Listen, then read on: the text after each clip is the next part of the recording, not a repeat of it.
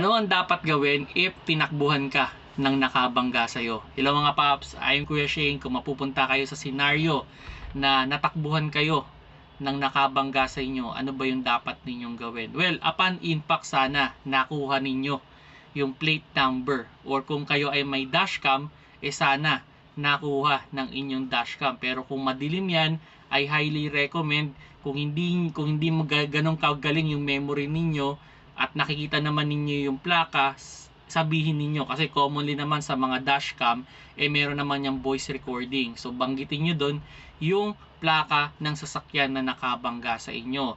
Then, kung sakali man, okay, wag ninyong hahabulin kung sa tingin ninyo ay parang hindi talaga magpapahuli ng buhay yung nakabangga sa inyo kasi hindi nyo alam, baka mamaya meron pala yung tinatakasan o baka meron na palang natamaan yan sa may unahan at tumatakas.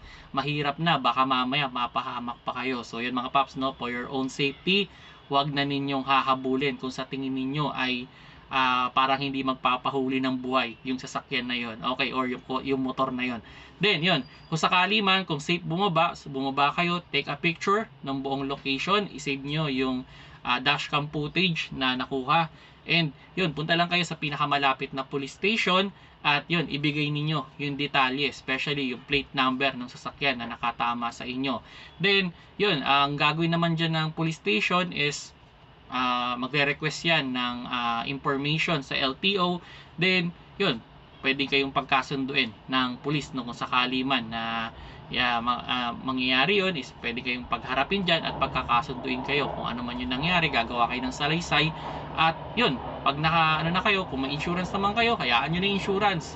Kumbaga sila problema na nila, kaya nga kayo bumili ng insurance para i-remove yung sakit ng ulo ninyo. Kaya kung sakali mangyayari sa inyo to, okay, wag na ninyong hahabulin kung sa tingin ninyo ay hindi safe. Okay, para at least mas kasi yung sasakyan napapagawa lang naman yan pero kayo, syempre, kayo yung pinakamahalaga dyan mga paps, no? So yun mga paps, no, kung sakali mang mai-involve kayo sa gantong klase ng accident, okay, save the footage. Okay, tandaan ninyo yung plaka, punta kayo sa police station at i-report ninyo yung problema. Salamat sa panonood, keep safe mga paps.